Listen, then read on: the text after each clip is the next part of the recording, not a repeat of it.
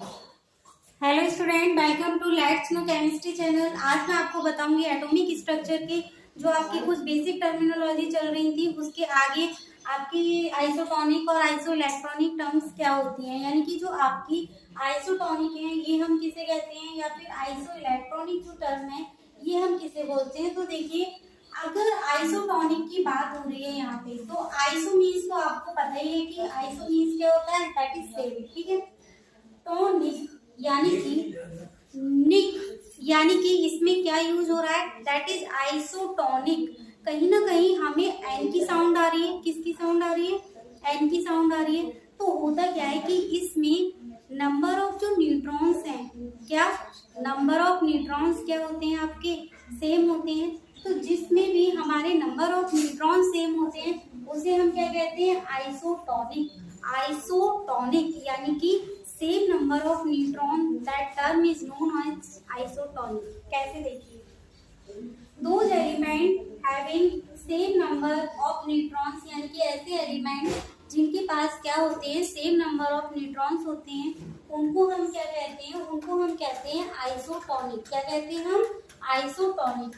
अब देखिए for example, आप यहाँ पर अगर मैं बात करूँ यहाँ पे 11 सोडियम 23 या 12 मैग्नीशियम 24, बात आती है कि हम न्यूट्रॉन्स फाइंड आउट कैसे करते हैं। क्योंकि न्यूट्रॉन फाइंड आउट करोगे तभी तो आपको ये पता चलेगा कि न्यूट्रॉन्स के नंबर सेम है। तो हम क्या करेंगे, यहाँ पर अगर हम एटॉमिक नंबर देख रहे हैं, सोडियम में भी 11 है, मैग्नीशियम में कितने 12 है।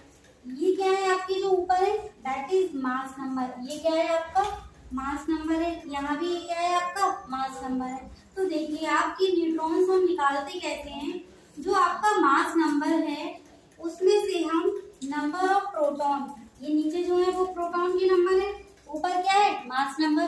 तो मास नंबर में से आप प्रोटॉन के नंबर माइनस कर देंगे तो आपको क्या मिल जाएगा, that is number of neutrons. देखिए अगर हम 23 में से 11 माइनस करते हैं तो हमारे पास क्या बचता है, 3 1, कितना बचा आपके पास, 2 में से 1, तो आपका कितना आ गया 12।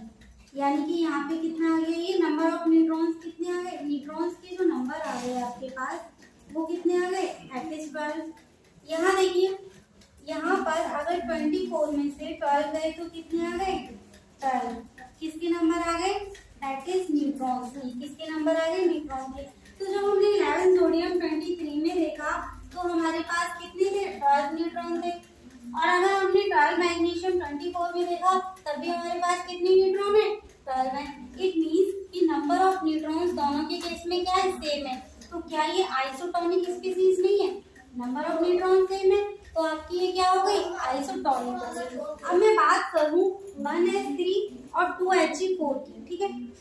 तो 1s3 में क्या है, देखिए यहाँ पे जो प्रोटॉन का नंबर है वो 1 है, यहाँ 2 है, यहाँ पे मास नंबर देखिए 3 है, यहाँ पे क्या है, मास नंबर 4 है, ठीक है। अब आपको क्या करना है, मास नंबर से प्रोटॉन के नंबर को माइनस कर देना है, तो आपके पास क्या आ जाएंगे, नंबर ऑफ न्यूट्रॉन आ जाएंगे।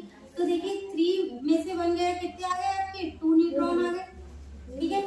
4 में से 2 गया, कितने आ गए आपके पास, 2 न्यूट्रॉन आ गए। यानी कि यहाँ भी 2 न्यूट्रॉन और यहाँ भी 2 न्यूट्रॉन, तो दोनों के केस में क्या है, ये आपके सेम है। तो क्या ये आइसोटोनिक स्पीसीज नहीं हो गई, ठीक है।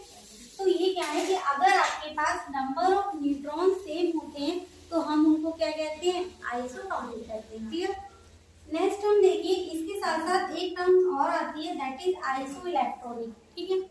आइसो इलेक्ट्रॉनिक का क्या मतलब है, आइसो का फिर से सेम मतलब, आइसो मीन्स होता है सेम, इलेक्ट्रॉनिक यानी कि इलेक्ट्रॉन्स।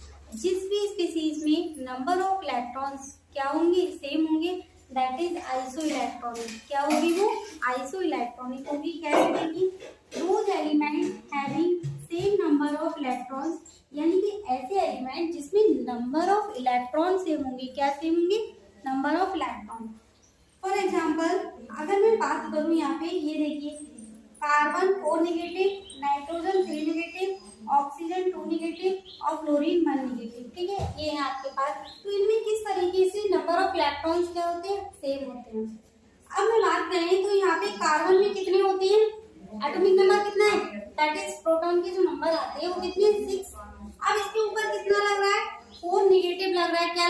4 निगेटिव, तो जितना चार्ज हमारा निगेटिव में लगा होता है उसको क्या कर देते हैं, हम ऐड कर देते हैं। क्या करते हैं, ऐड कर देते हैं। तो अगर हम 6 में 4 प्लस करें तो कितने हो जाएंगे हमारे, 10 हो जाएंगे। कितने हो जाएंगे, 10। अब बात करिए नाइट्रोजन की केस की। नाइट्रोजन में कितने होते हैं आपके, नाइट्रोजन में आपके होते हैं कितने, 7। तो 7 में अगर हम 3 प्लस करें तो कितने हो जाएंगे हमारे पास, यहाँ पे 7 में अगर हम +3 कर दें तो हमारे पास 10 हो जाएंगे। ठीक है। अब देखिए ऑक्सीजन, ऑक्सीजन का एटॉमिक नंबर कितना होता है, 8 होता है। कितना होता है, 8। ऑक्सीजन के ऊपर कितना निगेटिव लग रहा है, 2 निगेटिव, यानी कि 8 में आप 2 को क्या कर दोगे, ऐड कर दोगे तो कितना हो जाएगा आपके पास, 10 इलेक्ट्रॉन। कितने हो जाएंगे, दैट इज 10 इलेक्ट्रॉन। ठीक है। इसी तरीके से फ्लोरीन, फ्लोरीन का एटॉमिक नंबर कितना आता है, दैट इज 9। कितना आता है, 9।